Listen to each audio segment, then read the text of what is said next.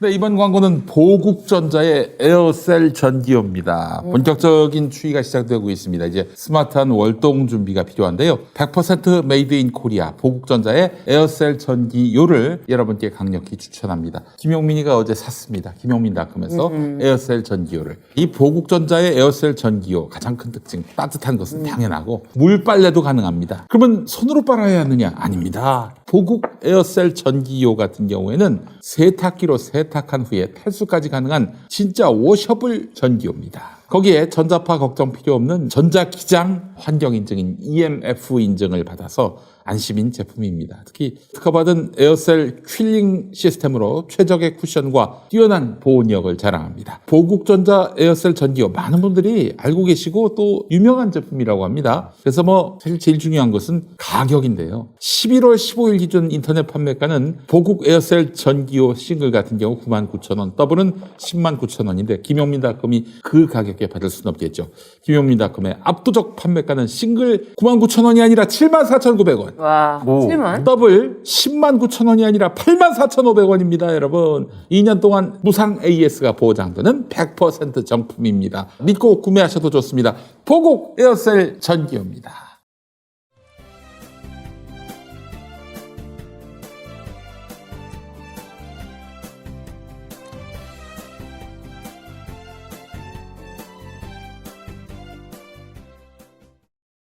자, 일단 손준성 이야기까지 해봤고, 공수처 얘기도 해봤고, 임세진 부장판사는 영장 청구서 열람 등사 신청을 위해서 공수처를 찾은 거죠? 네, 이분 시간 많으신가 봐요. 이게 무슨 사건이에요, 이게? 이성윤 서울고검장 관련해서. 네, 이성윤 검사장이 대검 반부패 부장 시절에 안양지청에서 김학의 불법 출금 수사를 하는 걸 막았다. 수사 방해를 했다. 라는 사건을 직권남용으로 기소를 했거든요. 검찰이. 수원지검에 이정섭 부장검사팀이 수사를 해서 기소를 했는데 서울고검장을 말이죠. 당시 서울중앙지검장을. 예, 그렇죠. 그 공소장이 요약본 6페이지가 쫙 돌았죠. 네. 기자들한테. 그 피의사실 공표로 지금 공수처가 수사하고 있습니다. 아, 그러니까 이성윤 지검장이 그러면은 고소한 거예요? 누가 고소했죠? 그건 모르겠어요. 누가 고소 고발을 했는지 아, 저쪽에서 했나? 우리 사세행에서 예. 하셨나? 사세행에서 고발해가지고 아마 수사에 들어간 것 같네요. 네. 이성윤 씨가 이렇게 고소했을 것 같진 공수처가 않고. 그 수사팀 소속 검사들의 메신저를 압수수색을 한다는데 저렇게 분탕질을 치고 있어요. 임세진 검사가. 아, 그 사람 왜 간 거예요? 공수처 가가지고. 쇼하는 거죠. 그 사실 다른 방법으로 접수할 수도 있는데 예. 이제 연합뉴스에 사진 좀 찍히고 자기가 격앙돼 있다는 걸 보이는 쇼 퍼포먼스 같은 거 아니에요? 아, 임세진이 뭐 하는 사람이에요? 임세진이 당시에는 평택지청 소속이었는데 수원지검에 파견 가서 김학의 불법 출근이라고 그래요. 지난주 얘기했던 거. 수사한 검사입니다. 예, 그래서 내가 어디 소속인데 파견이 갔다가 다시 원복이. 근데 그 검사가 법정에서 불법 출금, 그 피의자들 차규근 본부장 이규원 검사 그 사건에서 말입니다. 피고인들이 수사미진, 졸속 기소를 주장했어요. 임세진이 어떻게 했게요? 어떻게 했습니까? 법정에서 얘기할 때는 재판장 허락을 받아야 되지 않습니까? 그렇지. 불쑥 그래서 말하면 수사팀을 해체시킨 게 누굽니까? 맞아. 근데 거기서도 법원의 그 마인드를 보여주는 게 분명히 제지를 하고 법정 지휘권을 강력하게 행사해야 되는데 검사들은 무섭잖아요. 네. 아무 말도 안 하시더라고요. 근데 변호인들이 마음에 안 들게 하면 막 짜증을 내요. 화를 내요. 저는 그런 거를 볼 때 정말 법원이 검찰을 무서워하는구나. 아니 그렇게 판사들이 예. 재판 중에 쩔쩔매면은 저 쩔쩔매는 대상한테 지금 말하자면은 좀 봐주려고 하는구나 이렇게 생각하면 되는 겁니까? 근데 꼭 그게 판결 결과하고는 일치하지 않는데 일단 진행 태도 자체는 그러니까 지금 보니까 임세진 검사가 자기가 검사로서 법정에 섰을 때하고 착각한 것 같아요. 그렇게 떠들다 죽습니다. 네. 판사들이 소리 없이 가만히 있을 때가 더 무서울 때예요. 다 들어줍니다. 어떨 때? 죽일 때. 죽일 때? 네, 죽일 때는 다 들어줘요. 오히려 봐줄 때는 혼내기도 해요. 오히려 그럴 때가 네, 있어요. 그 사람들 마음 판단을 잘 모르겠다라고 하는 분들도 계세요. 근데 단지 검사가 법정에서 검사의 자격으로 서 있을 때는 뭔가 자기가 이 피고인을 강력하게 징치한다는 의미로 오버액션을 할 때가 있거든요. 그때도 웬만하면 들어줘요. 왜냐면 이 사람은 공직수행의 과정에 있다라고 판사도 인정하고 있기 때문에 그 부분을 그냥 냅두거든요. 근데 당사자나 증인들이 만약에 그러는 경우에 가만히 있다고 좋은 신호 절대 아닙니다. 판결로 죽입니다, 그냥. 아, 판결로 죽인다. 아, 알겠습니다. 그렇죠. 제가 생각나는 일화가 어떤 용감한 변호사가 판사가 증인 신문하는 걸 듣고 있지는 않더래요. 아, 집중 안 하는 판사들도 있잖아요. 근데 증인 신문하는 걸 멈춘 거예요, 변호사가. 그랬더니 판사가 정적이 몇 초만 계속돼도 굉장히 어색하잖아요. 그렇죠. 법정에서. 판사가 정신 차려가지고 변호사한테 왜 갑자기 말을 멈추십니까? 재판장이 듣지 않는 증인 신문은 의미가 없다고 생각합니다.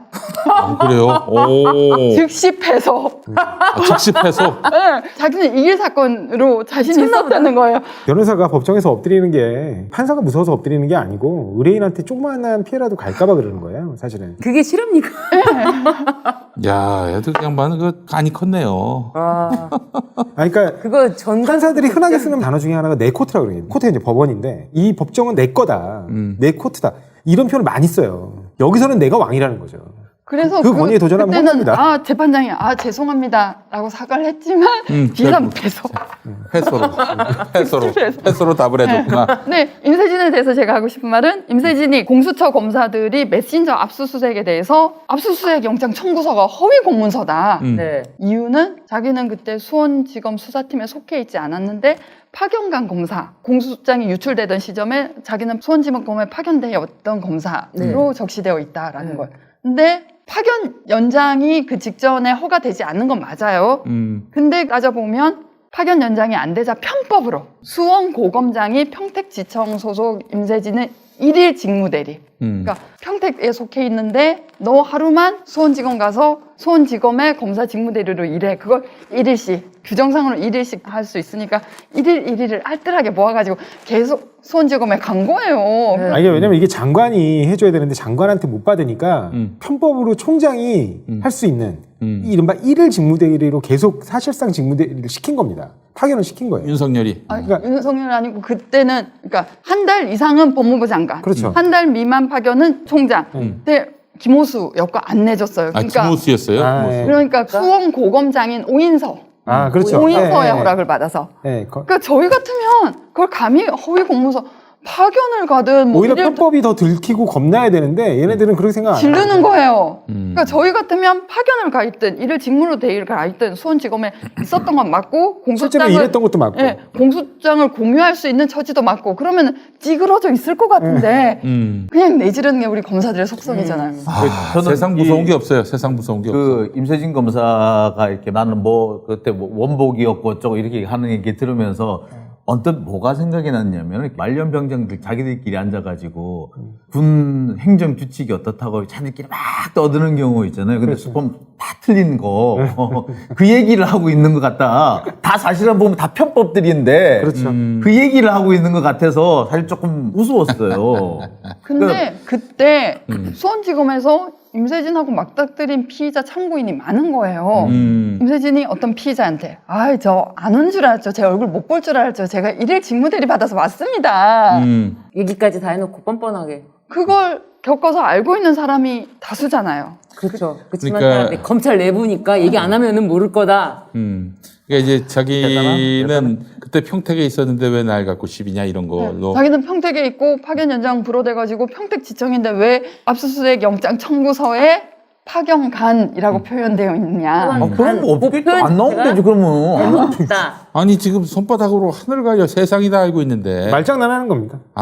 정말 참 짜증납니다. 진짜. 근데 그 검사들의 말장난이 특기잖아요. 그러니까 노무현 재단의 계좌를 추적했다. 그거에 대해서 처음에 검찰이 뭐라고 해명을 했냐면은 신라젠 사건에 관해서 한 일 없습니다. 네. 함정이 어디 있는지 보세요. 신라젠 사건에 관해서 한 일 없습니다. 신라젠 사건 말고는 있을 수도 있다. 그렇죠. 신라젠 사건 말고 다른 사건에서 한 거예요.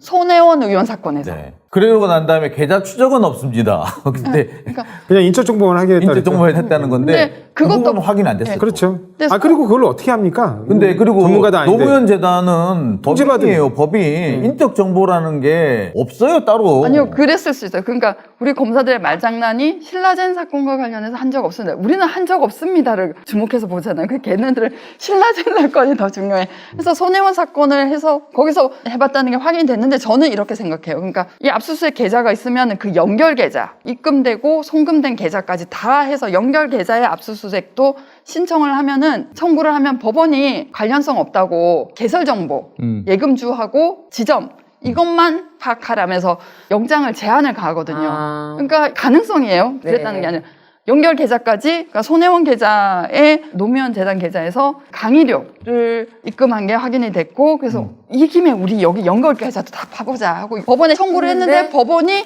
이거 너무 광범위하다. 연결 계좌에 뭐가 있는지 이거는 지나치게 광범위하고 수사와의 관련성, 혐의와 관련성이 없다. 계좌 정보만 봐라라고 했을 수 있어요. 실제로도 그렇게 하고. 그러니까 이제 쉽게 얘기해서 검찰이 노무현 계좌를 들여다본 건 확실한데 유시민과 유관한 신라젠을 본 건 아니다라고 지금 검찰이 얘기하고 있는 거죠. 그렇게 봐야 되는 거죠. 계좌 전체 제일 처음에는 신라젠과 관련해서 본 적 없다. 해명을 했는데 본 적 없구나 하고 생각했고 유시민 씨도 사과를 했어요. 네. 내가 잘못 생각했나 보다. 근데 최근에 밝혀진 게 한 거예요. 예. 했다고 하고 거기서 또 한동훈은 뭐라고 했냐면은 계좌 거래 내역 전부를 본 게 아니라 거래자 정보, 그러니까 개설 명의자 이름, 지점 이것만 파악을 한 거다. 이것도 본 거 아닙니까, 그것도? 근데 그것도 그러니까 일반인들 입장에서 그게 뭐가 중요하냐는 거예요. 예. 내가 그렇게 통지받았으면 내 걸 봤구나 그렇게 생각하는 거죠. 그러니까 그게 뭐 그렇게 그리고 아이고.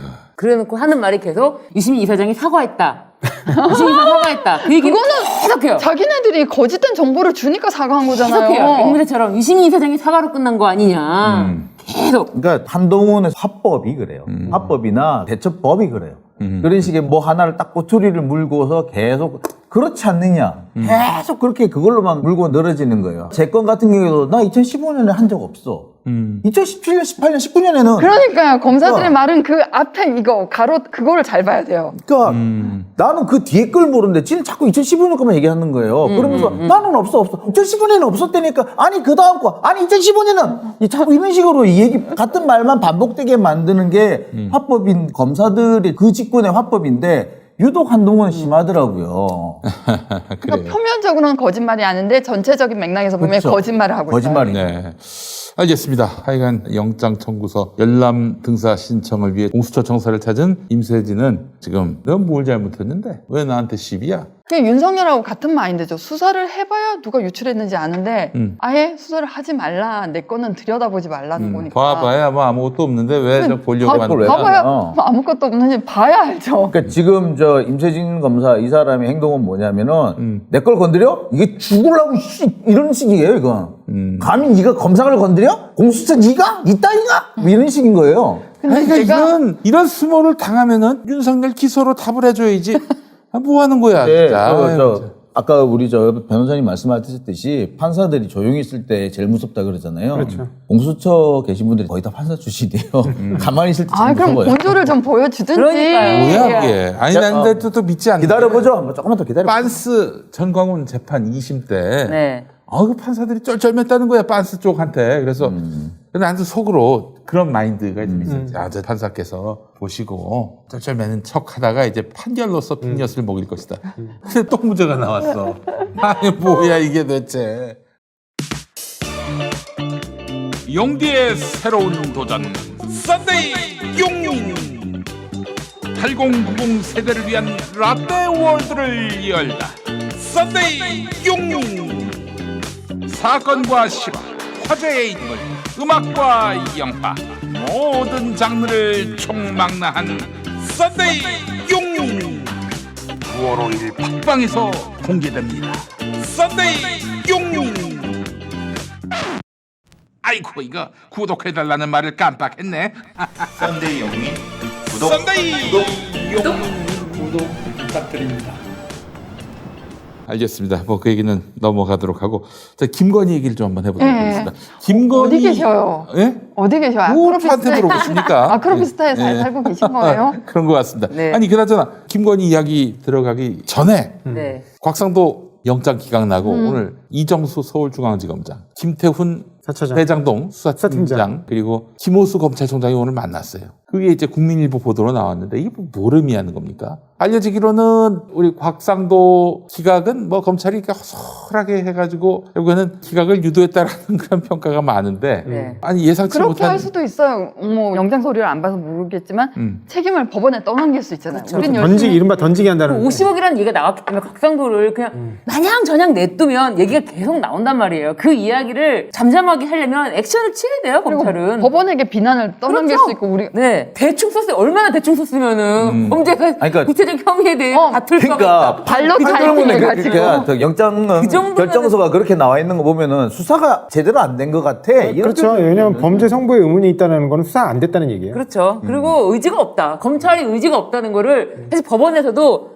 보여주는 거예요. 제가 아무것도 모르는 사람으로서 이렇게 한번 좀 추론해 보겠습니다. 검찰은 이 대장동 건으로 이 불길이 전직 검사들한테 번지는 거를 너무 싫어해요. 그래서 일단 곽상도가 구속되면 다음 그렇죠. 또 그 다음으로 갈 네. 수밖에 없기 때문에 박영수. 곽상도 선에서 그냥 멈추게 하려고 저렇게 허술한 영장을 낸 게 아니냐 밝힐 수 없다. 우리는 아무것도 밝힐 수 없다. 그런 걸까요? 어떻습니까? 저는 지금 말씀하시는 거에 처음부터 이렇게 생각을 했어요. 검찰은 지금 여기를 파면 팔수록 어차피 그리고 사실은 자신들의 검찰총장이었던 윤석열 후보가 있는 쪽이 국힘. 국힘 쪽 얘기만 나오고 또는 검찰 얘기가 나올 거야. 그러면 이거를 정말 이건 완전히 둘 다 악순 거죠. 뭘 해봤자 이건 하면 안 된다죠. 아니 국힘을 공격해도 안 되고 검찰도 공격하면 안 돼. 전직 검찰도. 그러면 검찰 개혁의 목소리가 더 커질 테니까. 그리고 국힘을 공격하면 자신들의 전직 총장이었던 윤석열 쪽에 해가 되고 아무것도 할 수 없이 발이 묶여있는 상태라서 아무것도 하지 않았던 것이죠. 저는 그렇게 생각을 하고 조금이라도 국힘을 벗어나거나 국힘과 조금 멀리 있다라는 사람들 김만배, 남욱, 뭐 이동규 이런 사람만 그냥 하는 거예요. 그러다가 그냥 끝날 거라. 저는 부실 수사가 될 거라고 생각을 처음부터 했거든요. 과연 이거를 검찰이 정상적으로 계좌를 들여다볼 생각도 없었는데 뭘 하겠습니까? 의지가 없다? 제가 볼 땐 그렇습니다. 지금 검찰의 시각에서 볼 때 대장동 사건은 이미 효용이 다 했다고 보여질 거예요.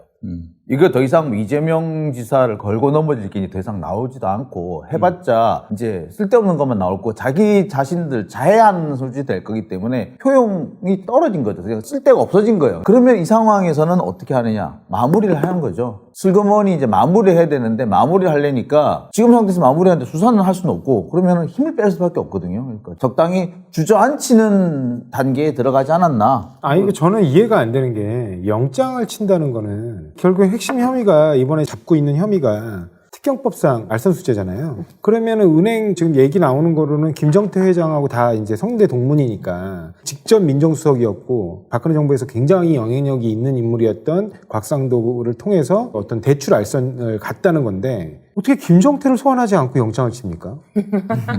저는 이해를 못 하겠어요. 그리고 아니, 우리가 포위망을 엮듯이 관련자들 진술을 전체를 다 쫙 끌어모은 다음에 최종적으로 곽상도를 불러서 진술을 받고 부인하면 영장 치는 게 일반적인 수순이거든요. 여러분들 수사하는 과거 이렇게 중요 사건들을 수사할 때 다 보셨을 거예요. 원래 그 프로세스로 갑니다. 근데 주변인들 수사를 안 해요. 그냥 녹취록 하나 딸랑 내면서 이게 이럴 것이다.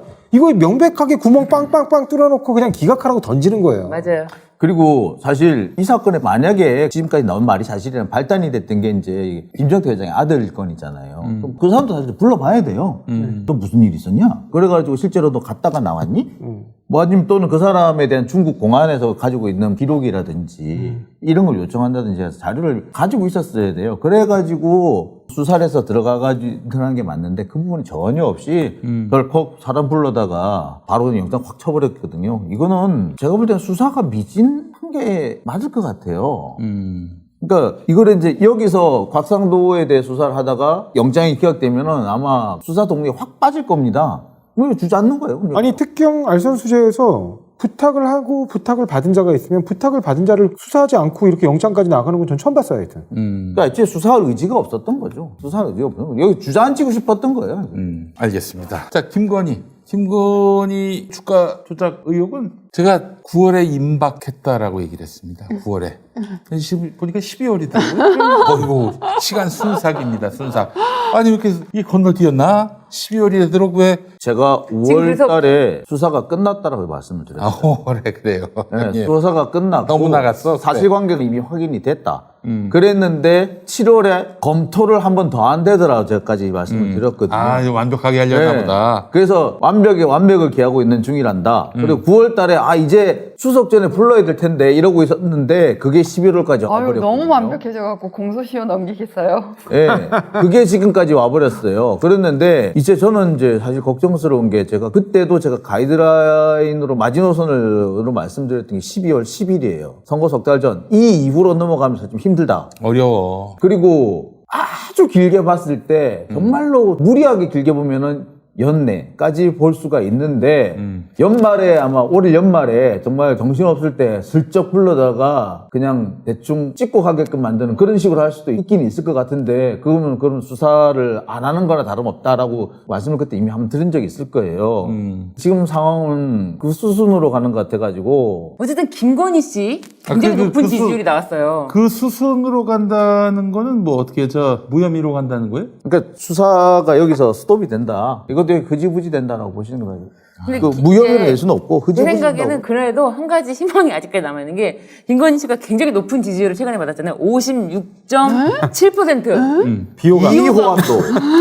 비호감도의 압도적 지지를 받았어요. 56.7%라는 이런 압도적인 비호감도 틈바구 위에서 아무리 이제 윤 후보를 지켜준다고 하더라도 검찰도 한계가 있지 않겠습니까? 그리고 윤 후보도 자신의 아무리 아내라고 하더라도 이제는 지켜주는데 한계가 거의 다다랐다. 왜냐하면 장모 같은 경우에 또 오늘 1년 겨우 1년밖에 구형을 안 했냐. 그게 검찰 이제 구형이에요. 이게 검찰 선고가 아니라. 네, 심지어 선고도 아니에요. 그러니까 참 검찰 구형이지만 그 위조, 장고증명서 위조 사건에 관련해서 300억짜리. 그것을 위조했다면은 이게 엄청난 거 아닙니까? 그럼에도 불구하고 구형을 1년짜리로 뭐 신용만 검찰이 정말 죽지 못해 마지못해 정말 억지로 1년 구형을 하고 그러니까, 나머지는 법원에서 알아서 깎아주시오 뭐 이런 거 같은데 깎아주든가 말든가 네. 하든가 말든가 뭐. 그런데 이제 김건희 씨도 피해갈 수 없다. 사실 그 장고증명 위조건 관련해서도 김건희 씨 회사에 있는 직원이 해준 거잖아요.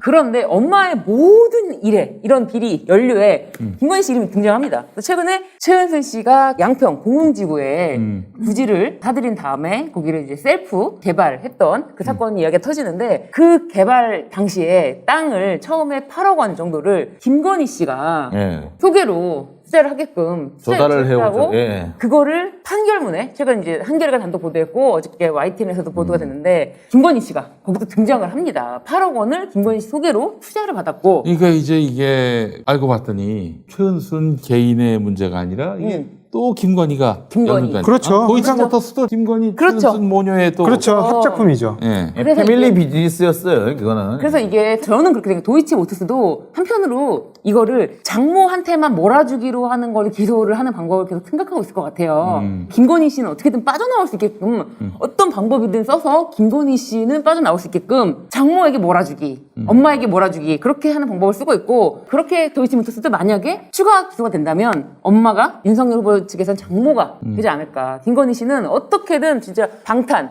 검찰 아닙니까? 김건희 방탄. 그래서 그렇게 하려고 해도 비호감도가 56.7%가 나왔기 때문에 거의 더 이상 지킬 수 없을지도 모른다. 근데 이제 어차피 이번 달 23일 날 이번에 변론 종결 했잖아요. 그래서 이번 달 23일 날 최은순 씨에 대해서 사무소 위조 혐의, 그러니까 네. 장고증명서죠. 그 위조 혐의 선고 앞두고 있는데 일단은 유죄가 나오는 거는 뭐 논란의 여지가 없어요. 그거는 왜냐면 본인도 자백을 했고. 네. 근데 이제 핵심은 뭐냐면 이른바 동업자라고 불리는 그 안모 씨까지 속인 거냐? 네. 아니면은 안모 씨는 알고 있었던 거냐? 안모 씨의 부탁을 받아 위조한 거냐? 아니면 안모 씨조차도 속인 거냐? 네. 이게 큰 쟁점이에요. 왜냐면 일단은 검찰은 안모 씨도 알고 있었고 안모 씨 부탁을 받아서 위조한 것으로 그러니까 이른바 약간 조력자 정도 네네. 수준으로 보고 징역 1년 구형하고 또 함께 협조했던 신한저축은행 소속 직원이었던 직원에게는 징역 6개월을 구형했어요. 네. 근데 만약에 이게 안모 씨까지 속인 거라면 근데 이제 왜 이게 문제가 되냐면 안모 씨 측의 이제 신청에 의해서 채택된 증인 중에 그 신한저축은행의 여신 담당 직원의 법정 증언에 따르면 어떤 얘기가 나왔냐면 안모 씨가 그때 당시에 장고증명서가 문제가 있다. 자기가 뭘 진행을 하다가 그래서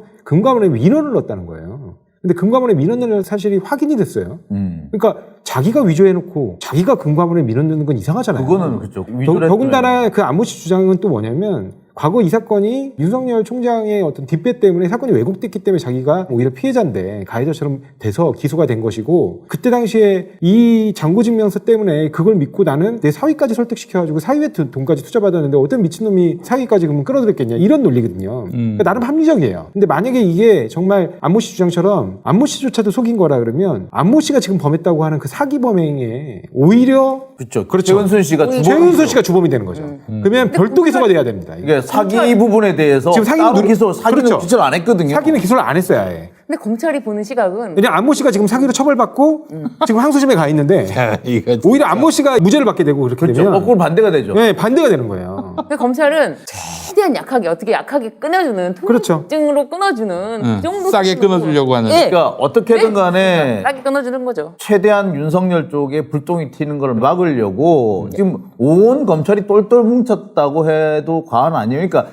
지금 제가 지난 시간에도 그 얘기를 했을 거예요. 서초동에 갔더니 술에 취해서 고위 공무원으로 보이는 사람들이 몇 달만 참으면 우리 총장님이 돌아오신다고 비틀거리면서 그렇게 했다는 그런 소문이 온 서초동 바닥을 흘러넘친다. 근데 사실 서초동만 흘러넘치는 게 아닌 것 같아요. 뭐 전국의 법원노라는 법원노에는 법원노인지 법대로인지 거기에 다 흘러넘치고 있다. 네. 사실인 것 같아요 지금. 그러니까 이게 되게 재밌는 사건인 게 지금 이 법원은 또 판단을 안 할 수가 없어요. 왜냐면 그치. 안모 씨가 자기 사건을 원래 했던 재판부가 있었는데 병합 신청을 해서 여기 합쳐진 상태거든요. 아, 그래요? 네, 그래서 같이 재판을 받고 있습니다. 근데 일단은 안모 씨 사건의 판단은 뒤로 미루고 이 사건부터 선행해서 판단하겠다고 해서 23일 날 선고기를 잡았어요. 그러니까 여기서 판단이 일단이 나와야 돼요. 그 안모 씨 주장대로라면 안모 씨는 진짜 억울한 게 그렇죠. 처음에 뒤집었으면. 사기로 검사가 기소해서, 그러니까 도촌동 땅에 관한 공매 정보를 물고 온 건 이 사람인데 네. 최은순이 이득. 이분을 자기가 독차지하기 위해서 사기죄로 고소를 했고 기소를 당해서 무죄를 받으신 분이잖아요. 아니요, 1심에서 유죄가 나왔을 거예요. 아니요. 네. 사기죄가 있어요. 아, 예, 예. 잔고증명서 위조 말고 예. 최은순을 속여서 계약금을 편취했다. 아, 그 최은순 말고 근데 이 사람이 또 다른 곳에서 막 돈을 빌리거든요. 그러니까 그 부분이 아마 사기가 돼가 유죄가 나온 걸로 알고 있거든요. 사기, 최은순을 피해서로 한 사기는 이미 기소돼서 무죄 받은 거니까. 예. 하여튼 그래서 지금 이게 되게 재밌는 사건입니다. 그리고 이렇게 보면 진짜 이 사람들은 정말 어떻게 보면 굉장히 나쁜 사람들인 게 동업자하고 항상 법적 분쟁을 해요. 동업자를 보내버리고 그리고 동업자는 항상 양평도. 예, 양평도 마찬가지예요. 양평 땅도 투자한 기업이 있어요. 그 기업과의 투자금 관련해서 맞아요. 이익 배분 요구가 벌어져가지고 소송이 벌어집니다. 그렇죠. 근데 거기는 그나마 형사 절차로 가지 않고 민사로 간 거예요. 그래서 이깁니다. 그 기업이. 근데 형사 절차로 간 사건은 예외 없이 패소해요. 동업자들이. 근데 또 주의할 점이, 그러면은 최은순이 돈을 빌리고 잔고증명서 위조하면 항상 등장하는 은행, 신한저축은 신한저축은행. 신한저축은행은 저축은행 사태가 났을 때 신한저축은행에 잔고증명서를 위조했는데, 그럼 신한저축은행도 피해자인데 아무 법적 조치를 안 그렇죠. 하잖아요. 신한저축은행이 최은순의 거의 모든 투자에 돈을 빌려주고, 근데 저축은행 사태에서 다 봐줬다는 혐의가 있잖아요. 예. 그리고 보면은 매번 잔고증명서를 위조하는 데가 신한저축은행이에요. 그런데 신한저축은행은 매번 그걸 다 봐주고 있을 뿐만 아니라 그 부분을 모르는 게 아니라 다 알고 있는데도 한 번도 문제 제기를 하질 않아요. 그리고 매번 또 돈은 또 빌려줘요 또. 이거는 공모 관계이거나 적어도 편의를 봐주고 있는 관계가 아니면 있을 수가 없는 거예요. 근데 위조를 하는데 그 편의를 봐준다는 거 공모 관계라고밖에 볼 수 없는 거 아니에요? 이건 내 걸 위조하고 다니는데. 아니, 지금 그래서 이현주 변호사님이 제기한 합리적인 의혹이 뭐냐면 과거 저축은행 사건 수사에서 윤석열 총장이 수사팀장이었잖아요. 그때 당시에 신한저축은행은 봐준 거 없냐는 거예요. 나갔어요. 예. 그러니까요. 봐준 거 없냐는 겁니다. 그러니까 한 번도 그 신한저축은행이 뭐 수사를 받아가지고 문제가 됐다거나 부분은 없었는데, 그러니까 수사를 받기는 받았던 걸로 나왔었어요. 회장까지 안 올라가고 임원들만 기소를 하고, 그래서 그게 가만히 돼서 금감원에서도 경한 처분을 받았죠. 영업정지 안 당하고. 근데 신한저축은행하고 또 르네상스 호텔 요쪽하고 그 삼부토건인가요? 그쪽하고 또 이게 또 자기들끼리 연관이 또 있어요. 자기들끼리는 또. 근데 돈 빌려주고 잔고증명서 위조하고 뿐만 아니라 신한저축은행이 동업자 지분을 먹는데 결정적으로 협조한 것도 있어요.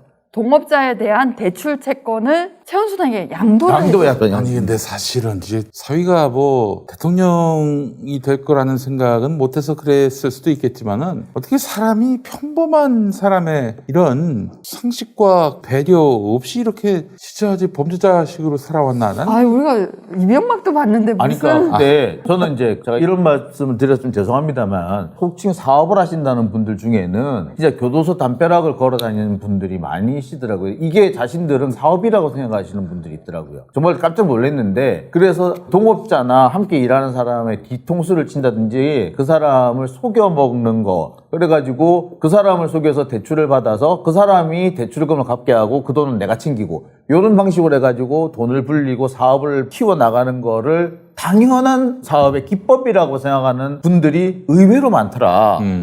그렇죠. 놀랬었어 제가. 사이코패스 같은 건데, 그러니까 그런 사람들은 뭐 네가 바보지, 죄책감도 없어요. 네. 죄책감이 없고 근데 그런 사람일수록 오히려 이해를 못 잡은 네가 바보지, 나한테 넘어간 네가 바보지 이렇게. 그런 사람은 또 언론이나 이런 거에 대해서 또 되게 친화적이에요. 그렇죠. 예. 자기들의 로비할 그리고 수 있는 언론 나오는데 친화적이고 그다음에 검사, 경찰관 이런 권력에 또 되게 친화적이에요. 다 로비의 대상이라고 그러니까. 생각해요. 오로지. 그러니까 친화적이라는 게 뭐냐면은 플랜들리라는 게 아니고요. 네, 그런 의미가 그러니까 아니죠. 이게 자신들이 로비할 수 있는 사람. 그래서 이현주 변호사님께서 쓴 책에 제일 나쁜 놈들이 안 먹고 안 써주는 놈들, 안 해주는 놈들. 공무원 중에 제일 나쁜 놈들이 안 먹고 안 해주는 놈들. 먹었는데 안 해주는 거는 그래도 먹은 놈은 해주려고 노력이라도 했다고 봐줄 수는 있다. 근데 안 처먹고 안 해준 놈들이 제일 나쁘다. 아니, 그 부장님이 그러는 거야. 공무원 중에 사람들이 제일 고마워하는 사람은 먹고 해준 놈. 그 다음에 고마워하는 사람이 먹고 안 해준 놈. 안 해준 놈. 그러니까, 아유, 애썼는데 안 됐구나. 라고 생각하면서 고마워한다, 그래도. 먹으면 고마워해. 세 번째로 고마워하는 사람이 안 먹고 해준 놈. 안 이러면은 먹고 해준 놈. 고마워할 줄 그냥 당연한 거보다. 별로 안 좋아해. 제일 싫어하는 놈. 안 먹고 안 해주는 놈. 용서해 줄 수가. 이거를 부장검사가 얘기하면은 제가 초임 검사로서 어떻게 받아들여야 되는 거예요? 네. 그럼 일단 먹고 보자 이 말인 거예요? 그러면 그렇죠. 이상적인 공무원, 먹고 이상적인 해주는 공무원. 그래요. 그런 가르침을 제가 정말 머리야. 1년 동안 받았어요. 네, 먹고 해주는 공무원. 네, 먹고 해주는 공무원이 되도록 하여라.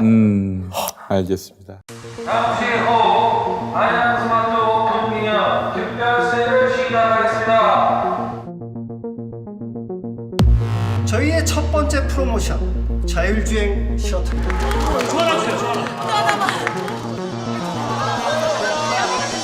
이번 달 야심차게 준비한 프로모션 제품들입니다. 모두 무료로 제공해드리겠습니다. 렛츠고! 장 국장님, 김건희는 그러면은 주가 조작으로 기소할 가능성은 없다고 봐야 됩니다. 점점 낮아지고 있다고 봐야죠 이제. 저는 가능성이 딱 하나 남아있다고 봅니다. 윤석열 지지율이 오차범위 밖으로 밀릴 때 그때는 그렇죠. 예. 심지어는 우리 서기호 판사님도 그런 말씀도 하시더라고요. 정경심 교수가 무죄가 나올 방법이 있다. 윤석열 지지율이 오차범위 밖으로 떨어질 때다. 아니 세상에 뭐 이런 게 다 있습니까? 이 부분이 이제 사실은 좀 고민이 되는 지점이기도 한데 이번 주부터 이제 엊그제부터 이제 지지율이 뒤집어지는 게 나오기 시작했잖아요. 그런데 이게 앞으로 한 2주 정도는 계속 엎치락뒤치락을 이어가다가 이게 중순쯤 뒤집어지는 게 많이 나올 거고 이제 새해가 되면은 이제 격차를 조금씩 벌려 나갈 것이다라는 그런 견해가 나오더라고요. 그래서 나중에는 5% 수준의 격차를 계속 꾸준히 유지한 상태로 최종적으로 선거를 투표를 맞이할 거다. 뭐 이런 얘기를 하시는 5% 이상? 그러니까 제가 봐도 하던데. 윤석열이 여기서 뭐 빠진다기보다는 지금의 지지율이 똘똘 뭉친 지지율이라고 보면 되거든요. 이재명 후보의 지지율이 올라가가지고 차를 벌려놓고 그래서 대선까지 갈 수 있지 않을까 하는 게 저도 그런 예측을 하는데 뭐 잘 됐으면 좋겠습니다. 예. 그러니까 야당의 일부에서 조금 이탈표가 나올 걸로 보더라고요. 왜냐하면은 윤석열 후보의 하는 행동이 이건 아니다. 도저히 아니다. 이건 정말 아니다. 라는 분들이 자꾸 늘어나고 있다라는데 좀 열심히 다니셨으면 그래서 좋겠어요. 입만 열면 열수록 그런 분들이 한 분씩 늘어난다는 거. 그러니까 오늘 같은 경우 정규재 씨가 봐라 내가 절대 쟤는 안 된다 그랬잖아. 쟤는 정말 문제 있어. 아니 세상에 대학생들 앞에 가가지고 검사 잘못 만나면 어찌된다. 할 말이냐. 이런 말 정규재가 했더라니까. 나 깜짝 놀랐어요. 그래서 내가 세상에 정규재 씨 글을 내가 볼 거라고 생각을 해본 적이 없는데 어쩜 내가 정규재 씨 글을 보면서 그렇게 내가 이제 공감을 했는지 그런 류의 글을 썼더라고요. 그런 취지를 썼는데 그런 분들이 자꾸 많지는 않지만 조금씩 늘어나면서 지지율이 1%씩 빠질 거로 보인다는 거예요. 근데 여권의 지지율은 계속해서 조금씩 결집도가 높아질 걸로 본다는 겁니다. 그렇게 되면은 최종적으로는 5%를 약간 상회하는 수준에서 투표 날을 맞이할 것이다 라는 예측을 하시는 분들이 계세요. 이게 뭐 또 어떤 분은 또 희망회로 일어나시는지 모르겠는데 제가 생각에 이 상황이 3월 초까지만 가면은 정경심 교수도 그리고 2월 중순까지만 넘어가면은 김건희 씨도 그렇게 되면 뭐 선거는 조기 끝날 수도 있지 않느냐. 예, 알겠습니다. 마무리하는 단계에서 조동현 상임위원장이 사퇴를 표명했다는 이런 소식이 현명한 결정이라고 저는 생각하네요. 그래요. 굉장히 대승적 결단 굉장히 네, 고맙는데요. 월간조선에서 가정법원에서 위자료를 지급했다라 뭐 이런 식으로 해서 판결 내용까지만 공개하는 그런 일이 벌어졌거든요. 이거는 근데 가사소송법 위반이에요. 왜냐면 가사소송법에는 뭐라고 돼 있냐면 가사 사건과 관련해서 진행 중이거나 이미 끝났거나 그 사건에 관련해서 신문 방송이 보도하지 못하게 돼 있어요. 신문 방송만 보도하지 못하게 돼 있어요. 신문 방송 부정 이용죄입니까? 그게? 그거하고는 좀 다릅니다. 그거는 이제 공익선거법에 있는 거고요. 예. 이거는 가사소송법 위반이에요. 2년 이하의 금고 또는 500만 원 이하의 벌금이에요. 그리고 고발하면 되겠네. 이건 고발해야 돼요. 예. 그다음에 저는 이딴 개인의 식으로 내밀한 사생활을 하면은 이런 식으로 하는 게 어디 있습니까? 이딴 식으로 하면 우리도 저 황보승희 의원 거 세게 깔 겁니다. 아니 남영희 대변인이 이미 YTN 방송할 때 하셨더라고요. 그러니까 이런 그러니까 그랬더니 YTN 앵커가 아니 실명을 공개하시면 어떻게 합니까? 그래서 남영희 대변인이 뭐라 그랬냐면 아니 이 사람은 자연인이고 공직도 맡고 있는 게 아닌데 마음대로 실명 공개하고 인권을 유린하듯이 했으면서 그 사람은 현직 국회의원이다. 현직 국회의원이에요. 그러니까 사실 이게 처음이 아닌 게 안경환 법무부 장관 그렇지. 그때 낙마한 게 이전에 이혼 경력 뭐 그게 이혼 혼인 예, 무효 혼인 무효, 신고를 예. 자기가 뭐 무단으로 해서 그것도 유출된 거잖아요. 야, 근데 황보승희 의원에 대해서는 지금 말씀하셨고 했지만 보도는 하나도 없네요. 황보승희 의원은 보도가 안 됐어요. 안 됐는데 막혔네요. 아니 이런 식으로 하면은 진짜 황보승희 의원 거는 이제 본격적으로 거론을 해야 될 것 같아요. 그러네. 하나도 없네. 아니 뭐 이따구가 다 있어 진짜. 뭐 그놈의 정당은 왜 그딴 식이야? 누구는 사생활이고 누구는 뭐 고생활이야? 우리 그리고 황보승희를 떠나서 네. 김건희나 좀 제대로 그렇습니다. 맞습니다. 밝혀야 됩니다. 아니, 예. 큰 건 한 건으로 가시죠. 예. 아니 뭐 황보승희 묶고 떠올로 가. 아니, 정말 그렇지, 묶어. 가사소송법상 그게 뭐라고 써 있냐면 보도금지 위반죄예요. 죄명이 자체가 보도금지 보도금지. 보도하면 안 되게 돼 있거든요. 예, 알겠습니다. 자, 오늘 방송을 마무리하겠습니다. 함께해 주신 우리 이현주 변호사님, 조상호 변호사님, 신유진 변호사님, 그리고 장용진 변호사님 고생하셨고요. 다음 주에 뵙겠습니다. 8시에 또 옵니다. 고맙습니다. 감사합니다. 감사합니다.